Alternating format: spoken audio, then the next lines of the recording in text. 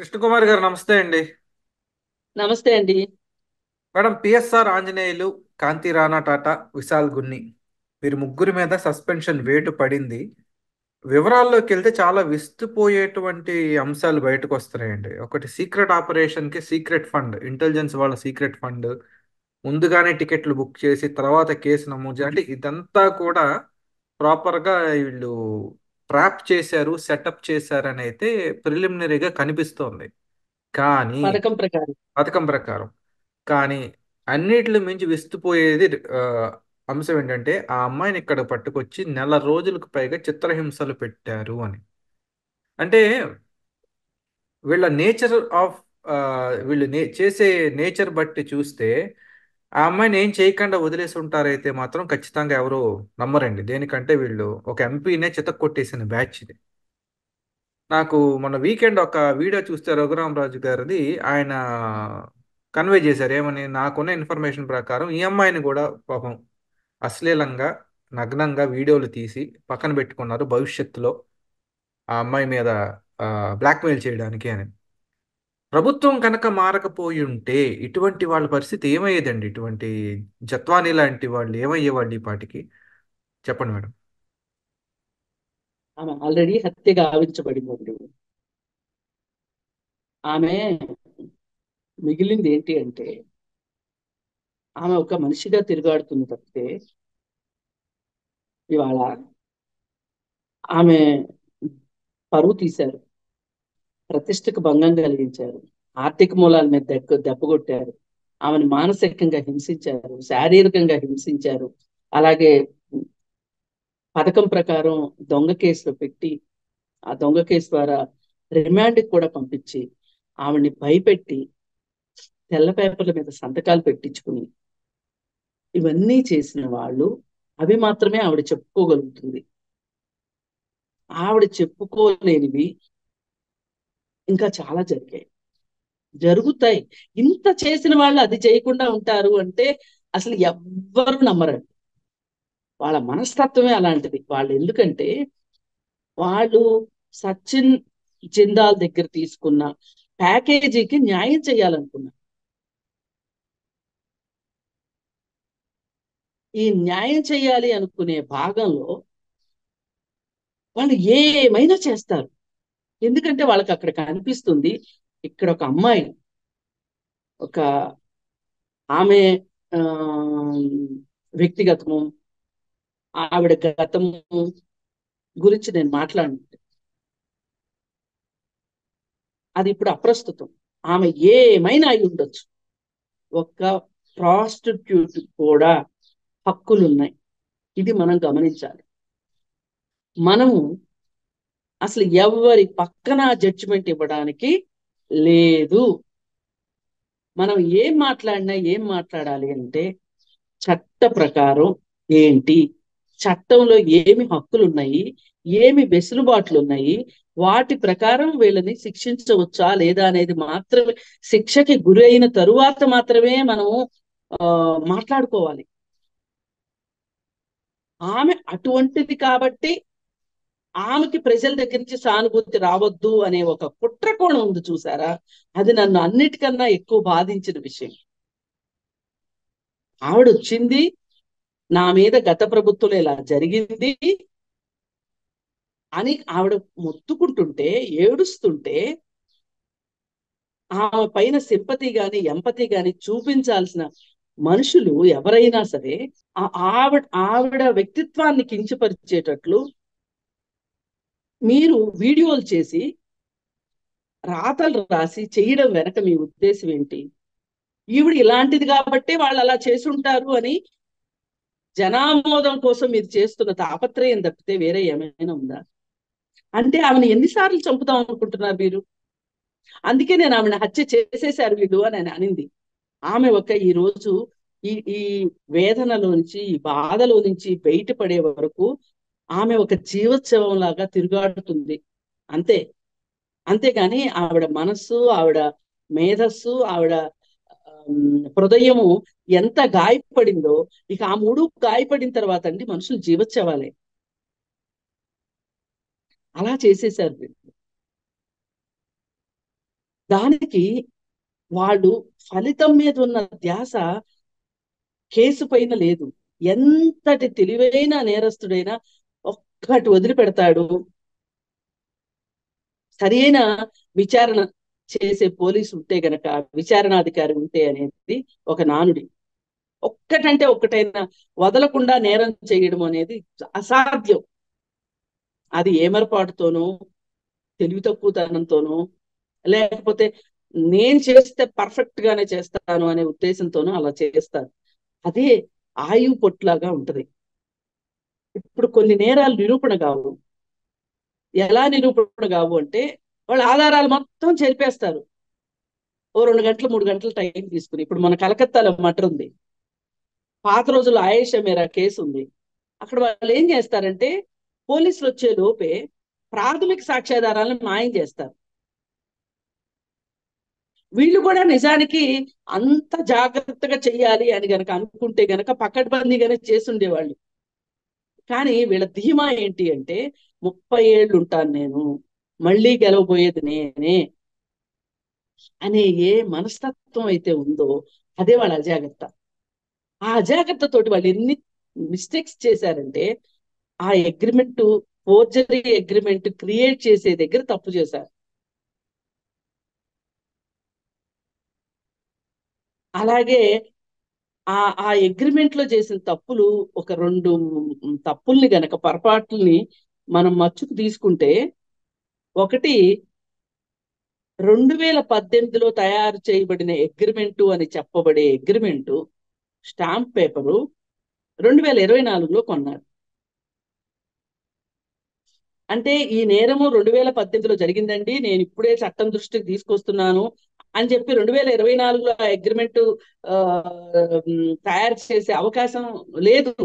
వీళ్ళు కానీ తెలివిగా ఆలోచించినట్లయితే 2018లో అగ్రిమెంట్ తయారు చేయదలుచుకున్నప్పుడు 2017 స్టాంప్ తీసుకోవాలి. వీళ్ళు 2018లో జరిగింది, 2018లో అగ్రిమెంట్ అయిపోయింది, ఇది 2018లో అయిన అగ్రిమెంట్ అని చెప్పేటప్పుడు 2024 స్టాంప్ పేపర్ కొనకూడదు. ఇది ప్రధానంగా వాళ్ళు చేసిన తప్పు. ఇంకో రెండో తప్పు ఏంటి అంటే, ఆమె 2021లోనో 2022లోనో కొనుక్కున్న ఇంటి అడ్రస్ ఆ అగ్రిమెంట్ లో 2018లోనే అగ్రిమెంట్ పెట్టేశారు. ఆవిడకే తెలియదు ఆవిడ ఇల్లు కొనుక్కుంటుందని. ఆ అడ్రస్ పెట్టారు. అక్కడ దొరికారు ఫస్ట్ వీళ్ళు. ఆమె బాగా స్టడీ చేసుకుని చేసుకుని చేసుకుని ఈ 2 తప్పుల్ని చట్టం దృష్టికి ఆవిడ తీసుకొచ్చింది. చట్టం కనిపెట్టలేదండి ఇది. ఆ బేసిస్ మీద మాట్లాడటం మొదలెట్టింది. ఇప్పుడు చట్టం ఏం చేసింది అంటే, ఆవిడ దగ్గర ఉన్న పేపర్ గురించి ఆవిడ మాట్లాడగలిగింది. చట్టం ఏం చేసింది, ఇది మూసేసే కేసు లాగా కాదు, ఇది విచారణ చేయాల్సిన కేసే అని నమ్మినప్పుడు పూర్వాపరాల్లోకి వెళ్ళింది. వీళ్ళు బాంబేకి వెళ్ళారు కదా ఫ్లైట్లు వేసుకుని. ఈ ఫ్లైట్ టికెట్లు ఎప్పుడు కొన్నారు అనేది చూశారు. ఎవరు బుక్ చేశారు, ఎవరి దగ్గర పర్మిషన్ తీసుకుని బుక్ చేశారు. ఒక 5 లక్షలు మిస్అప్రాప్రియేషన్ కి సంబంధించిన, చీటింగ్ కు సంబంధించిన కేసుకి అదేదో దావూద్ ఇబ్రహీంను లేకపోతే కసబ్ను అరెస్ట్ చేయడానికి వెళ్ళినట్లు ఫ్లైట్లు వేసుకుని వెళ్తారా? ఎవరి ఇంట్రెస్ట్ ని ప్రొటెక్ట్ చేద్దామని ఇదంతా, సజ్జన్ జిందాల్ని ప్రొటెక్ట్ చేద్దామని. సజ్జన్ జిందాల్ని ప్రొటెక్ట్ చేస్తే, సజ్జన్ జిందాల్ బయట పడిపోతే మనకి పెద్ద ప్యాకేజ్ వస్తుంది. అందరం పంచుకుని తింటే అబ్బో పండగే పండగే అనుకున్నారు వీళ్ళు. అలా దొరికిపోయారు ఈ దొంగలు. ఈ ప్రభుత్వం రాకపోయి ఉంటే ఏం జరిగి ఉండేది అన్నారు మీరు. ఏం జరిగి ఉండేది? ఆవిడ చక్కగా అమెరికా వెళ్ళిపోయింది. వీళ్ళకి కావాల్సింది అదే. ఆవిడ సజ్జన్ జిందాల్కి అడ్డు రాకూడదు, అది వీళ్ళ ఉద్దేశం. ఇక్కడ మధ్యలో మాట్లాడిన కుక్కల విద్యాసాగర్ అనేవాడు ఒక టిష్యూ పేపర్ అంతే. Main aim Sajjan Jindal. దానికోసం ఇదంతా చేసి, సజ్జన్ కోసం సజ్జల అనుకోవచ్చేమోనండి. చూద్దాం మరి ఈ సజ్జనులు ఎవరు. సజ్జన కోసం సజ్జల. ఇప్పుడు నేను ఒకటే అండి, నేను ఎవరి పేర్లు చెప్పనండి, ఎందుకంటే బట్టగాల్చి మీద వేయటం నాకు అలవాట్లేదు. అవును. నేను ఏది ఉన్నా సరే పేపర్ వైజ్ గానే మాట్లాడుతాను. డాక్యుమెంటరీ ఎవిడెన్స్ లేకుండా నేను ఏది మాట్లాడను. డాక్యుమెంటరీ ఎవిడెన్స్ ప్రకారం అక్కడ ఇరుక్కున్నది ఎవరు, ఇరికించింది ఎవరు అనేది వాళ్ళు చెప్పుకుంటారు. వాళ్ళు బయట వాళ్ళని వాళ్ళు, ఇప్పుడు ఎవరి స్కిన్ వాళ్ళండి కాపాడుకోవాల్సింది. నేను ఎందుకు చెప్పాలి? అవును. నేను ఎందుకు చెప్పాలండి? ఎవరు ఆదేశిస్తే కేవలం ఒక కుక్కల విద్యాసాగర్కి సంబంధించిన ఒక 5 లక్షలకు సంబంధించిన డాక్యుమెంట్ కోసం ఇన్ని వ్యవస్థలు పనిచేస్తాయా చెప్పండి? అతనికి అంత ఇన్ఫ్లుయెన్స్ ఉందా? ఫ్లైట్ టికెట్లు. కుక్కల విద్యాసాగర్. అవును. ఉం? ఫ్లైట్ టికెట్లు కానీ అటు నుంచి వీళ్ళు 5 లక్షల కన్నా ఎక్కువ ఖర్చు అదే పెట్టి ఉంటారు ఆ జత్వానిని తీసుకురావడానికి. 5 లక్షలు కాదండి. ఆహా, ఖర్చు మీరు పెట్టడం. నేను చెప్పేది ఛార్జీ. 50 లక్షలు ఖర్చు పెట్టినా మీరు ఆశ్చర్యపోవక్కర్లేదు. ఇప్పుడు ఈ కేసు ప్రూవ్ అయ్యే లోపు కొన్ని కోట్లు ఖర్చు అవుతాయి చూడండి. లాయర్ ఫీజులు. మన వ్యవస్థ అంత దరిద్రపు వ్యవస్థ, అవును. అంత అలసత్వంతో కూడిన వ్యవస్థ. ఇప్పుడు ఏం చేసినా జత్వానికి కంటి నీళ్లు తుడుస్తారు తప్పితే జత్వానికి పూర్తి న్యాయం జరగదు ఎప్పటికీ. ఎందుకంటే ఈ ముగ్గురు ఆఫీసర్లు వాళ్ళని క్యాట్ రక్షిస్తుంది. అందుకే పోలీసులు ఇన్ని నేరాలు చేయగలుగుతున్నారు. మహా అయితే వీళ్ళకి పోలీసు ఉద్యోగం పోతే కూడా పోయేదేమి లేదండి ఈ పాటికే. ఈ మనస్తత్వం ఉన్న వాళ్ళు ఇప్పటికి ఎంతో సంపాదించుంటారు. వీళ్ళు వెళ్ళి లండన్ లో రేపు హాయిగా రెస్ట్ తీసుకుంటారు. వీళ్ళకి సిగ్గు శరము.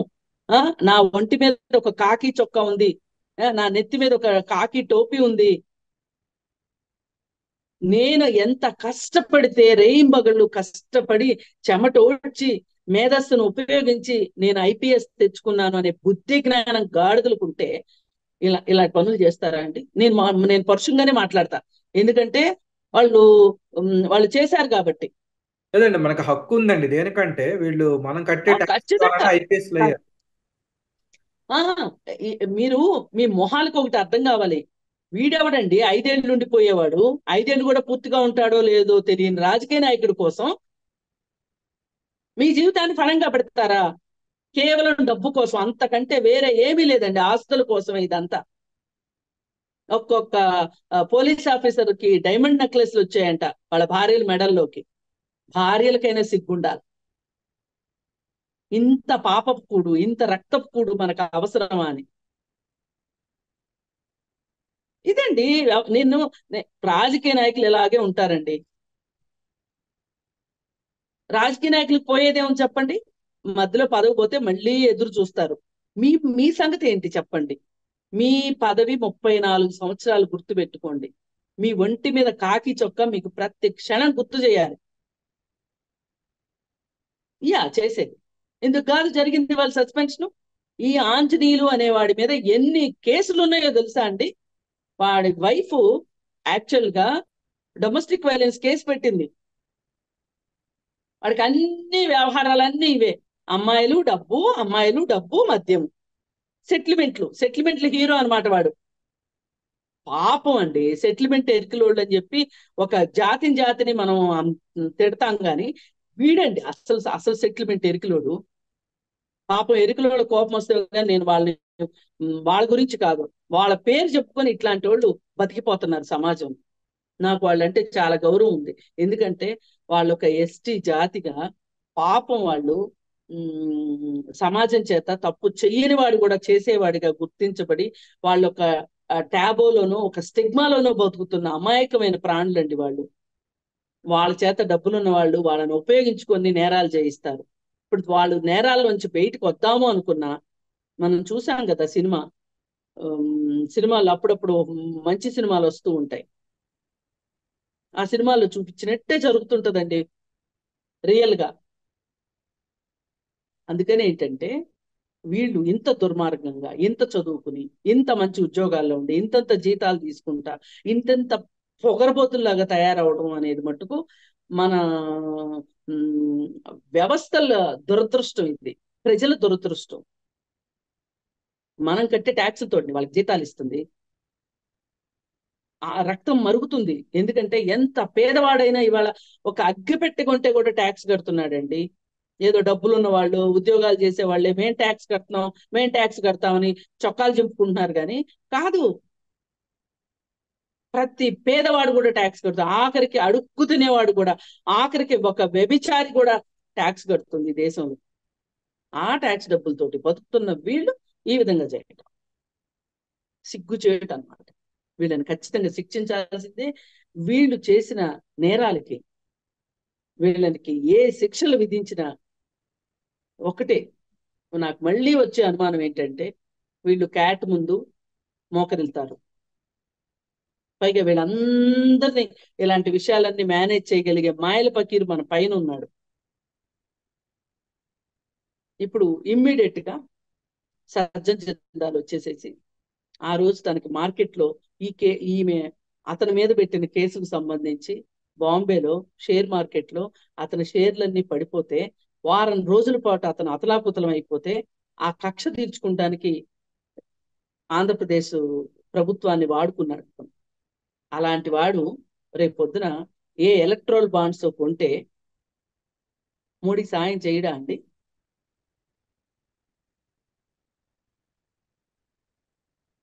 ఏమండి, మోడీ సాయం చేస్తాడా చేయడా? ఖచ్చితంగా మేడం. ఎందుకు చేయరు? ఉమ్, దేశం అది కోసం, ధర్మం అందుకని, కోసం. అందుకోసమే మనం ఎంత గొంతు చించుకున్నా నిస్సహాయులైన వ్యక్తులు బలి అవుతూనే ఉంటారు ఈ దేశంలో. వాళ్ళల్లో ఈ జత్వాని ఒకటి. చక్కగా ఆమె గవర్నమెంట్ మెడికల్ కాలేజీలో ఎంబీబీఎస్ సీట్ తెచ్చుకుని చూసారా? తెచ్చుకుని ఎంబీబీఎస్ చదివి యుఎస్ఎంఎల్ఏ ఎగ్జామ్స్ పాస్ అయిందండి. యుఎస్ఎంఎల్ఏ ఎగ్జామ్స్ పాస్ అవడం అంటే అసలు నాట్ ఏ జోక్. అది ఒక ఐఏఎస్ ఐపీఎస్ కలిపి మిక్సీలో వేస్తే వస్తుంది యుఎస్ఎంఎల్ఏ అంటే. మరి అలాంటి అమ్మాయి ఈ మోడలింగ్, ఈ సినిమా ప్రపంచం వీటిని నమ్ముకుని ఇలాంటి వాళ్ళ చేతిలో చిక్కింది చూసారా? అది అసలైన దౌర్భాగ్యం, అసలైన దురదృష్టం అంటే అది. ఆమె అంతే. జీవితం అక్కడనే ఆవిడ జీవితానికి ఆ, ఇలా ఇలాంటి పరిస్థితి రావడానికి అక్కడే పునాదులు ఈ పడ్డాయి. నెల 16 నాకు గుజరాత్ తారీఖు. అందుకోసం ఏంటంటే నేను చెప్పదలుచుకునేది, ఆమెని నగ్నంగా ఫోటోలు తీశారా, వీడియోలు తీశారా, వాటిని పట్టుకొని బ్లాక్మెయిల్ చేద్దాం అనుకుంటున్నారా, ఏం చేసినా అండి, ఈ రోజు ఈ ప్రభుత్వం బయటికి మారకపోయి ఉంటే ఆంధ్రప్రదేశ్లో అసలు ఈ కేసే బయటకు వచ్చేది కాదండి. మనకు తెలిసేదే కాదు. ఇంత చట్టాలను ఆడుకుంటారా, ఇంత చట్టాలను తొంగలో తొక్కుతారా, వ్యవస్థల్ని ఈ విధంగా మేనేజ్ చేస్తారా అంటే వీళ్ళకి చట్టాల్ని వ్యవస్థల్ని మేనేజ్ చేయగలిగే కెపాసిటీ ఏ ఎంత స్థాయిలో ఉందో మనకి ఈ కేసు వల్లే తెలియటం కాదండి. 16 నెలలు జైల్లో ఉన్న కేసులు ఈ రోజుకి వ్యక్తిగత హాజరు కూడా నోచుకొని ఆ, రమ్మని అడగలేని దుస్థితి ఉన్న వ్యవస్థ ఉన్న ఈ దేశంలో ఇలాంటివి జరగడం ఆశ్చర్యపోవచ్చు. నిజమే మేడం. మరి రేపు పొద్దున్న ఈ ముగ్గురు అధికారులకి ఎమ్మెల్యే టికెట్లు వస్తాయో, ఎంపీ టికెట్లు వస్తాయో చూద్దాం. అది అందరూ వేచి చూడాలి. ధన్యవాదాలండి.